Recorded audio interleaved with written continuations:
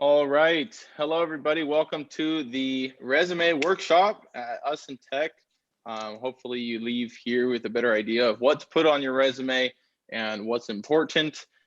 So my name is Wyatt Carr. I'm a recruiting manager with a company called Advantis Global here in the Bay Area. I'm in staffing. So it's actually an industry that its sole purpose is to help connect people to opportunity. I do want to make sure I represent my credibility. I'm not just some random person giving a talk. I'm a recruiting manager at an IT staffing firm. So I have a team of over 20 recruiters that I work with, and we all work to just get people jobs. I've been here for a little under 2 years. I was recruiting in Germany for a year, and then I recruited for a massive staffing firm, Tech Systems, for a little over 2 years out of college. So I've been in staffing for 5 years, and that puts me at 10,000 hours of looking at resumes and connecting people to jobs. I look at resumes almost every day of my life, definitely 5 days a week. And I would hope that I have some credibility when it comes to talking about what's a good idea. That being said, a lot of what I think could be a good idea, could be considered subjective. And if you like your resume a certain way, you want your resume to show a certain person or have a certain character, that at the end of the day is your decision. That being said, if you do want to be considered by Us in Tech with an Us in Tech client, we do need it to be in the Us in Tech resume template. So I'm going to share that now. You should all have this. If you don't have access to this, it should be accessible in the Poly app. So reach out to Kelsey if you don't know where to find that, Kelsey Hamister. And this is what it looks like. So we need it to look uniform with all the other people applying to roles with Us in Tech, so that it has this stamp, this pedigree attached to it when we're sending, or Us in Tech is sending you to their clients. As you can see, you have a name, you have your location. No need to put your address. You don't need people looking up where you live, but definitely okay to put your location on your resume. Like city, state is as far as you need to go. And then your email, you want your phone number, and then you want LinkedIn. So my recommendation for having LinkedIn on there is just have the text LinkedIn. You're going to right click this. You're going to click hyperlink, and then a pop up is going to have address, and you're going to put in your LinkedIn URL, enter, and then this is going to turn blue, and it's going to have a nice little link attached to it. So you can hyperlink, and you don't have a URL that's, all the way out to the middle of the page from a long website address. You just have that simple LinkedIn. As you can see, the formatting here, it's pretty common to have a summary up top. You can also have an objective. Both are okay, depending on what you're going for. If you want to summarize who you are, that's okay. If you want to summarize your objective, what you want to achieve, that's okay too. So we have it summary here, but objective is okay. Typically, then you would do professional experience and list your experience in your career or whatever it is you've been doing for the last few years, months, any amount of time. If your education is of bigger priority to you, then it's okay to put education above professional experience. For example, if you just finished college, you can put that up top. If you just finished your master's degree, and your master's degree is more relevant to your intended career path, the career you want to head to, and you were working some odd jobs that have no relevance to what job you want, education is okay to go up top. You'll see a lot of different formatting with different resumes as you see different skill sets or niches of career paths, but this is a great format to follow. As you can see, you want the dates out here on the right. I think it just is a little more uniform. You don't have things all crowded together. I like putting the company and then dash the location here on the left. And then I like, tabbing the date out here to the right. And then I'm going to press enter, go straight down and put the title of my role. So if you're working with Us in Tech, you obviously want to join the tech industry, which means you probably haven't worked in the tech industry before. So having the Us in Tech experience on here can be very helpful, even if it's only for 1 month or a few weeks. So this is already done for you. You can change this if you'd like, but a lot of this is already formatted, and this is kind of where you start, and then you start filling in your work experience below that. Any questions there? No. Awesome. And then I have a you question. can, yeah, go ahead. Sorry. I was just, maybe I'm jumping the gun, but like, do you want us to send you the updated resume to your email right now? Like with the template? Yeah, if you have that ready to go, that's what we'll do after this presentation, is go through Okay. each of your resumes and work on it. And if you're watching this recording, you can come to this workshop every Tuesday is what we're doing now at 5 p.m. PST, and we work on resumes live.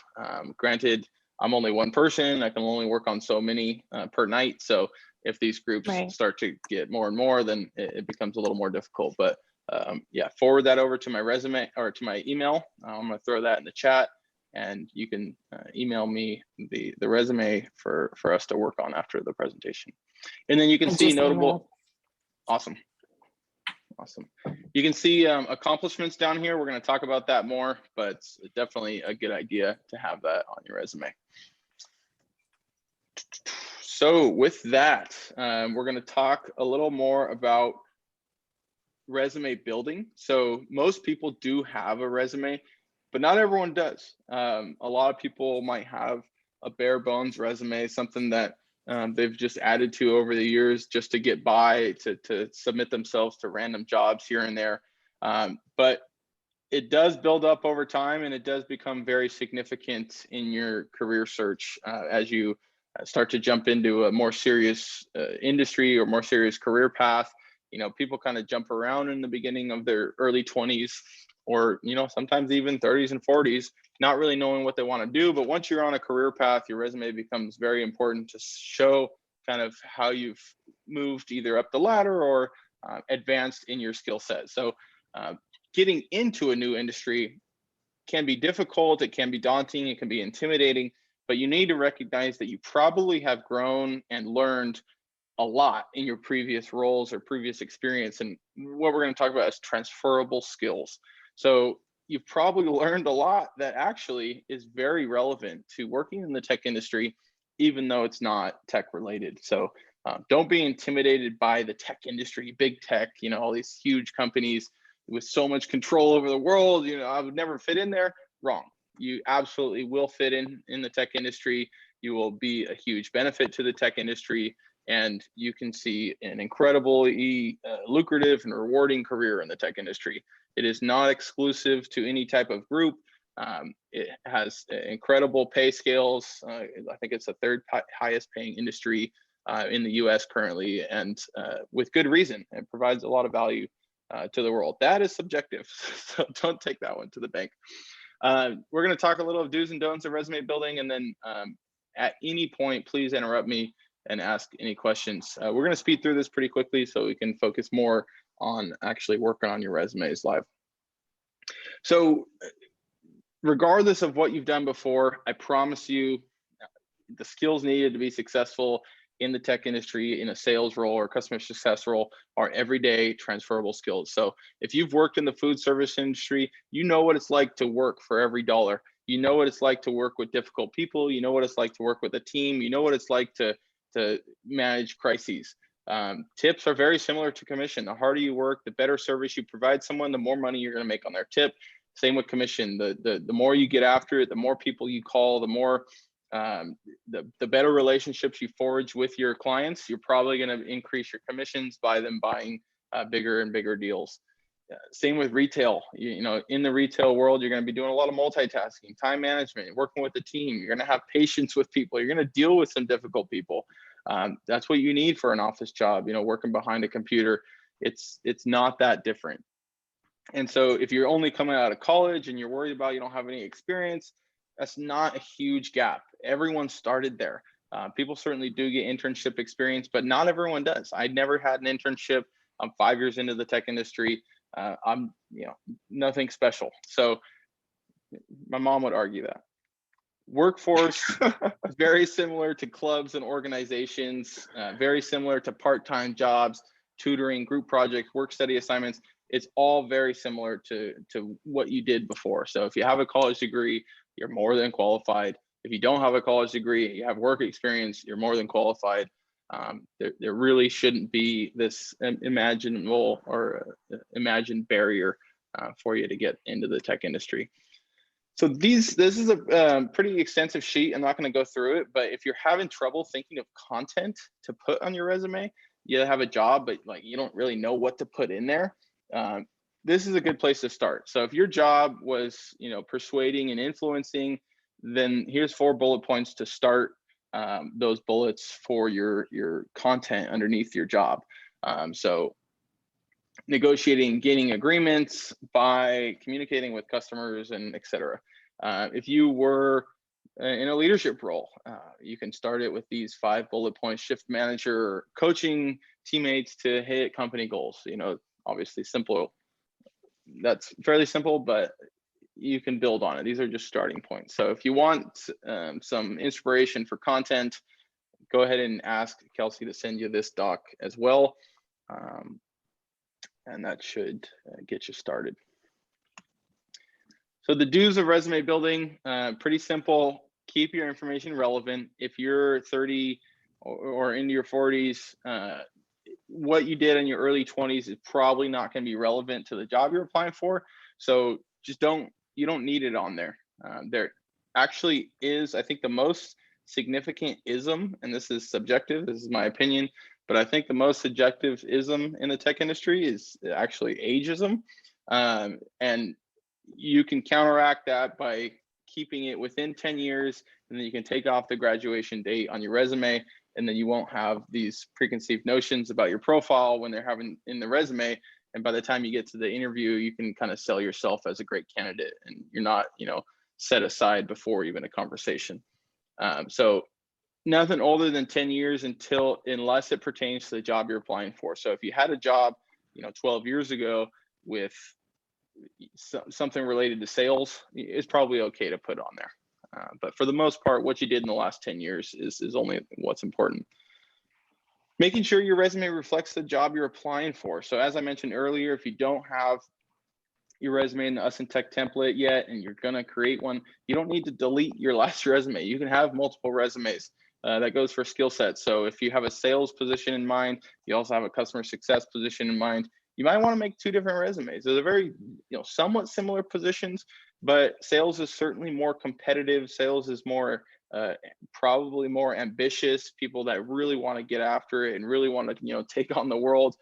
Sales is a really hard position, whereas customer success is more kind of making sure your customers are happy, making sure your customers are taken care of, and that is a different role. No disrespect for anyone in customer success, but it's probably more of a 9-to-5 job, where sales can be, you can put in a lot of hours if you're really ambitious about sales. You're always on, always taking phone calls, making sure you're doing everything you can.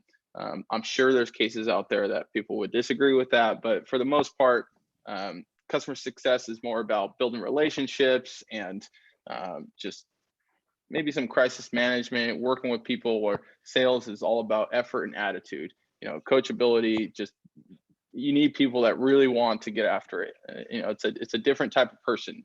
When you hear that someone is in sales for a long time, you'd be like, yeah, I probably could have guessed that. It's just a different type of person that stays in sales long term.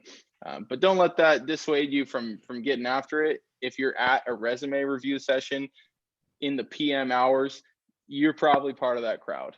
You're working to improve yourself over time, and you're more motivated than most. And then grammar, spelling. So my analogy here is like Instagram. You're taking 85 pictures and you pick one. You show the most perfect version of yourself. Your resume is that same thing, but for your professional self. Why would you spend all this time showing what you are on the personal side and not do the same for professional, when arguably the professional side has a lot more impact on your life? Take care. Use the software available to you to check your grammar and spelling if you're not confident in your own abilities. If you come to this workshop with grammar and spelling errors, no worries. That's why we do this. I'm happy to help there. I'm a bit of a stickler for those. So I really think I catch most of them, if not all of them. So we can work on those. Don't be embarrassed if you see something on there today, but that finished product, you need to make sure is perfect, because you can really derail the attention span of someone if they're looking through all your impressive experience and they see an error. They're just like, what? Why did they not check this? And your attention to detail, goes down quite a few tiers. Personal accomplishments are my favorite part of resumes, honestly. When I'm looking at 45 resumes and I see one that completed a triathlon, raised $10,000 for cancer, hiked a big old mountain, or I've even seen single mother on resumes. All those things are relevant and they add character, and that's totally a good idea. Do not worry about something being not relevant maybe to a specific job title. If you're proud of something that you've achieved, put that on your resume under accomplishments. Captain of a football team, state champion wrestler, anything like that, that sets you apart. Not many people can say those same things. So take pride in those and show it off as you would, put it on your Instagram. It's okay to show off personal accomplishments on your resume as well.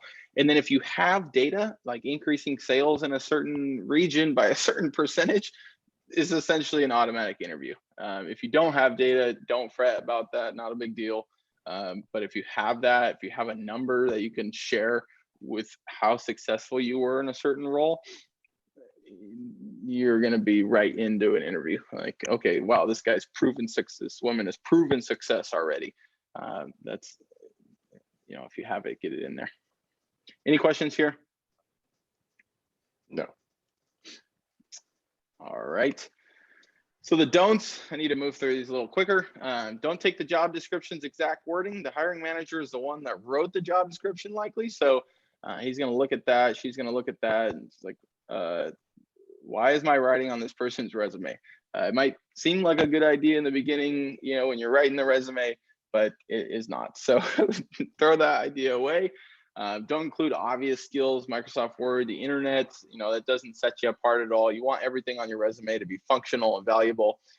Same goes for Excel. So Excel is an incredibly complicated tool. If you have not worked with it extensively, if you don't know what the word pivot table means or the term pivot table, you are not an expert in Excel, and I don't either. So I don't put Excel on my resume.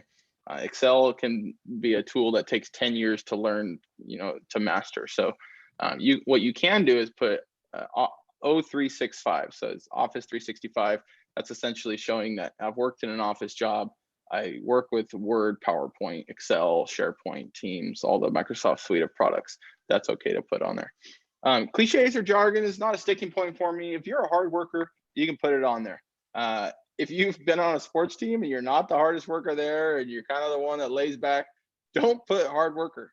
Anything on your resume needs to be easily answered in a question. So if you put hard worker on there and I'm in the interview, like, so you put hard worker, give me a few examples of when you were a hard worker, and you stutter and you don't have all these examples where you just set the bar for everyone around you. That's a red flag. I'm like, oh, okay, well, I had higher hopes for that one. Same with team player. Like, if you're a captain of a team, awesome. You are a team player. If you're someone that supports the people around you, you can put that. Same with detail oriented. Don't put that if you have errors on your resume, because immediately you just lose credibility. But I'm not going to stick to that one. If it's true, you can put it. If it's not, don't. It doesn't add to your resume. And then the fonts, design, added elements, be careful with those. You can kind of get out of hand. That's not the point of your resume. Your resume is functional. It needs to accomplish one purpose and represent your professional self in an easy, concise way for the person reading it to not be trying to find out where to go next with their eyes. The English language has a very simple left to right, down, reading style, and if you have all these different columns and designs, it just gets confusing and it's annoying when you're looking at 20 or 40 resumes in a session. And then the Word doc and PDF debate. So what you might not know is that you have a certain version of Microsoft Word and I might have a different version of Microsoft Word, and so when you send me a doc file, it looks perfect on your computer, but I open up on my different version of Word. You have 2012, I have 2016. Your formatting's all messed up because it's not the same software. So when you want to send it to a hiring manager, you got to send it as a PDF, which takes a picture of it, and then it cannot change no matter who's looking at it on what computer. When you send it to me tonight, please do send it as a doc file because I can edit it. I cannot edit a PDF. Questions there? Yes.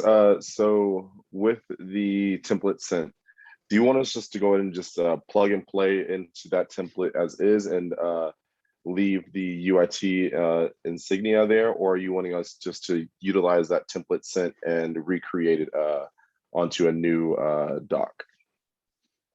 No, correct. Just plug and play. So copy your experience, paste it right onto that template, and we can work on the formatting. Ideally, you can paste as, keep that formatting, or you can paste in smaller pieces, but you want it to look like that Lesson Tech template, but with your information. Okay. All right. Here's a sample resume. Danielle is a volunteer with Lesson Tech on the customer success side. You can see that she has an objective as opposed to a summary. She's got her contact info, and then she has her work experience. She actually put the two jobs together in a combined overview of the customer success manager roles. And then she goes on the next page, walks through the difference between the three roles.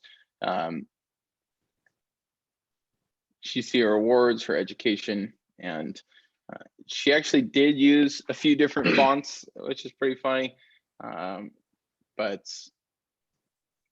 it's all about function. It doesn't distract from the resume. One thing I would note is that these bullets are pushed forward and these bullets are kind of back. I would want those to be in line with each other. That would be my one critique or edit here. But she definitely would be a better resource than me to tell you all about how to be the best customer success professional. Any questions here? Any thing you notice?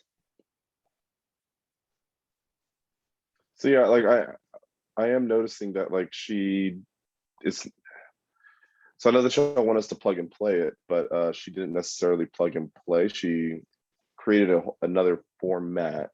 It's still the same objective, work experience, so on and so forth, but it's formatted out differently.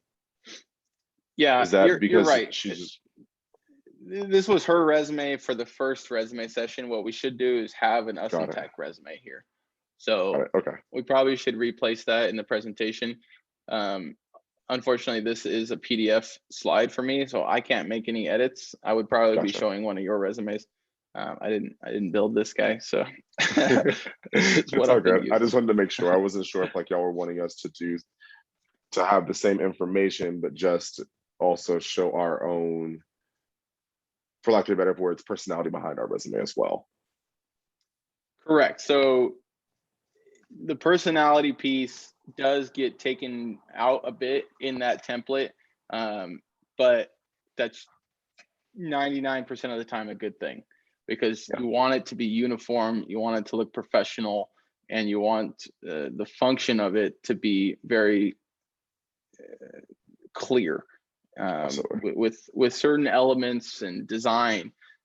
Most of the time, even though it seems like a great idea to you, it's just odd when you're looking at it from the other side.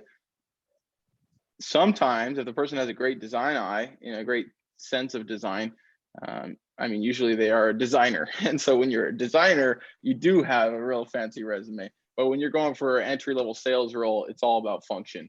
What have you done that makes you a good candidate to get into that entry-level role at a tech company? Absolutely. All right, that is the end of the presentation. We got through that fairly quickly, probably a little longer than I would have preferred, but all good. So now what we're going to do is jump into your specific resumes and start editing those. So I see Mary Sol's resume here, I believe. Yeah. Awesome. So I'm going to share screen and kind of work on the edit here for one, and then I'll stop the recording and we'll work on the rest of them. But I don't think most people are going to make it this far in the recording anyway. All right, let's jump into this. So what you want to do if you're watching the recording is do everything I'm doing here, and you don't necessarily need me to walk through it because you know we'll go have the training already. So Marisol, do you have a LinkedIn? I don't. Okay, so that's okay. Probably work with someone to set one up, and you have the resume already, so it'll be pretty easy to set up a LinkedIn. Your LinkedIn is essentially your online resume with a little bit of flair. You can put a nice picture of yourself, and you can have people give you recommendations and stuff like that. So you have this. Kelsey. Maybe, Oh, yeah. You said I could probably. She's kind of the go-to person for everything. She's the, I believe, the Mentee Success Manager. So if you have any questions, she's the person to go to, and maybe she'll be able to direct you to someone. I could probably help you do that too. Okay, great. If we didn't have a resume review session one week, we could do a LinkedIn building session as well. So first things first, you're talking about your summary here. It's obviously the Us in Tech one. What I would want. That's okay. So what I would want you to do is put another sentence in here that's a little unique to you. So something about your past experience. Obviously, you worked in childcare. You worked at the Amazon warehouse. You worked as a cashier. So you've done a lot of different things. You have a bachelor's degree. So just build some type of sentence about what you're doing in your past few years of life, in past few years of employment, and maybe why you're looking to join the tech industry or something that adds a bit more character to the summary. So what we're going to do here, I think I'm just going to put Amazon and warehouse together. If I can spell it right. And then we're going to edit this out. We're going to take this bullet point or this dash, make that long by typing some letters and then space. We're going to capitalize present, and we're going to move these out. And I actually like text more than I like digits. The numbers, yeah. Okay. But we can abbreviate it too. Like that, so that's looking good. We're gonna tab this out. You want those to be in line. Let's take this up. What was your title in the warehouse? Fulfillment worker. Okay, excellent. So let's bring that down. That's too much, but we'll fix that later. You were a fulfillment worker. Fulfillment worker, excellent. So right now the paragraph is all messed up. There's too much space. So what we're gonna do is we're gonna right click, we're gonna click paragraph, and then it looks like the lines are double spaced. So we're gonna make that single space and fix that. And then these are a little extra as well. So we're gonna make these single spaced as well. And that should clean that up. And this is double spaced too. So I actually like putting a little bit of space between the title and the description of what you were doing. So I do 3 points after, and then you have a little bit of space there. Now, since this work is not necessarily relevant to tech company work, we do want the Us in Tech blurb in there. So I'm gonna go ahead and copy and paste that guy right above this one. And that way, okay. You have that experience in here. And then we're going to take this up a bit. There we go. And it should be right in line. Amazon has training programs for the fulfillment workers. Does it? Have you looked into those at all? I haven't. To be honest, I actually was going to tell you about this, but there is another work experience that I didn't put down, and I wasn't sure if it would either be relevant or if it would just I guess because so I'm a notary, and I mean it's on my own time and everything. Like I don't have to have like a set schedule, but I wasn't sure if that would be like relevant or if it would like under or over qualify me. Yeah, I don't know there. If you don't have a 40-hour a week gig, Well, I mean it is full time. I do make it full time. okay, so you're doing it full time? Yeah. But I Okay. just started Well, back in like July. So it's really new. it could be relevant. If you have good description of what you're doing, I think that could be relevant. You know, you're working with people closely. You're a reputable source. You know, I wouldn't encourage you not to put that on there. Okay. But you just put it on the exact same way we're doing all these, and you'll be in good shape. Okay. So we have September, and then we have May. And I'm gonna bold this guy. We're gonna put this out to the side. We're gonna unbold this, and then we want this dash to be long. It autocorrects the dash to be a little longer after you space, type a letter, and then space again. Cool. And then we're gonna pull these up because they're double spaced right now. Single. Ah, crud. I tend to avoid any underlines or italics. I don't think Okay. they add much value. Italics are like specific emphasis about something, or like the title of something, like a book or something like that. So that's probably subjective. You know, someone probably disagrees with that, but that kind of goes with everything in the world. All right, looking good. So there's probably more space here than we need. So let's bring these in a little bit. Oh, there we go. Oh, up the jam.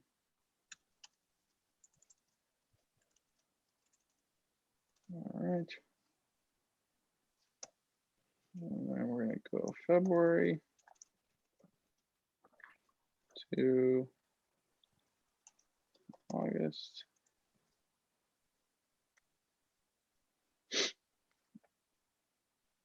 So I have a question. Sure. When y'all say notable accomplishments, for mine on my resume, it says volunteering basically, and it kind of goes hand in hand in a way with.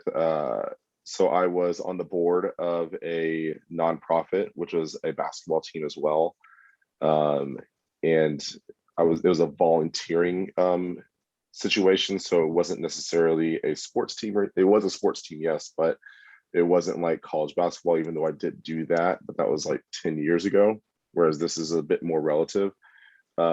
Should I leave it as saying volunteering, or should I change the verbiage over to what y'all have with notable accomplishments?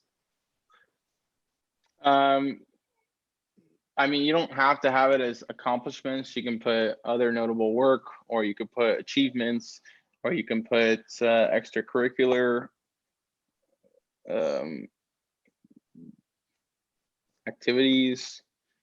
You don't need it if you don't consider it necessarily being an accomplishment. You don't have to put accomplishment. It's just a little extra information about other things worth talking about. I think board member of anything is kind of significant. You'd like to have that on there. You could even put it as part of your work experience, or you can put volunteering experience and board member, whatever the team name was. That would be fine too.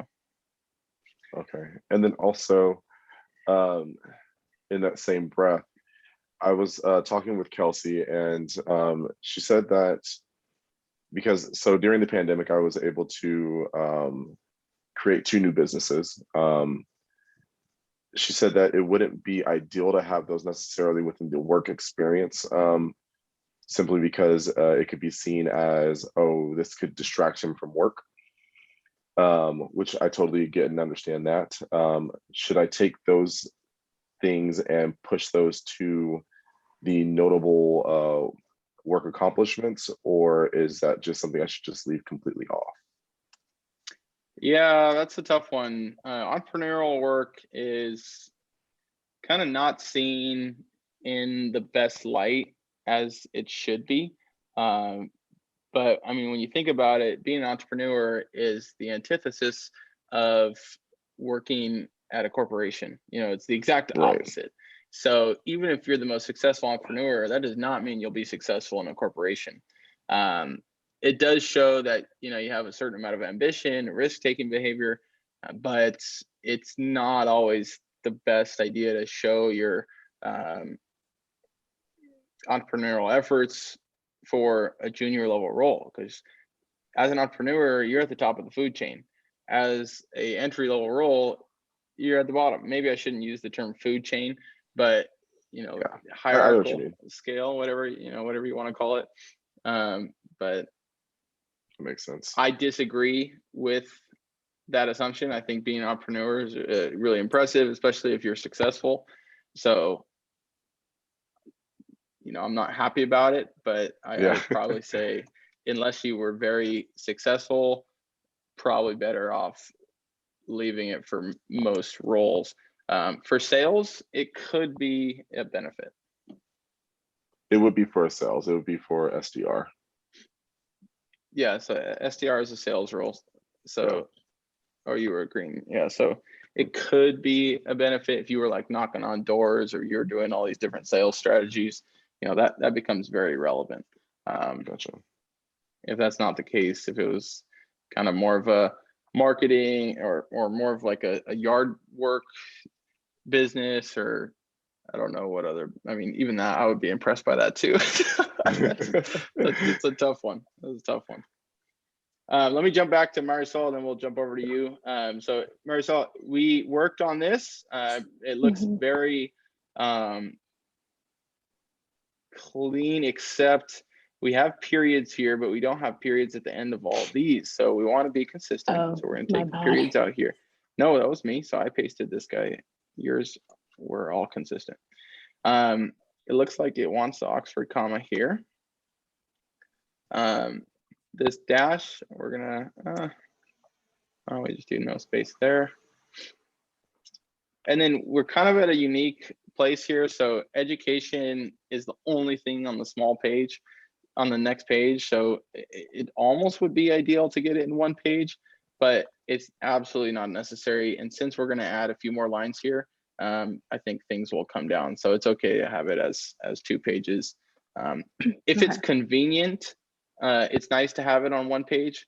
If it's not convenient, it's absolutely no problem. So you do not need to worry about that. The days of one-page resumes are completely gone. I usually like to have it in less than 3 pages, but I've had a resume that was 15 pages, and I told the guy, "Are you nuts? No one's gonna read that." God. Yeah, no. Yeah, it's just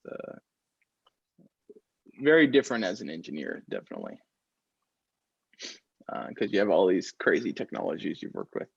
Awesome. So I'm going to send this to you. I'm going to stop the recording. If you have any questions about the recording, please do reach out to me. I will be on the Slack channel, and we will leave it at that. Thanks for being part of it. Marisol, Ray, and Mark. Appreciate y'all. And we will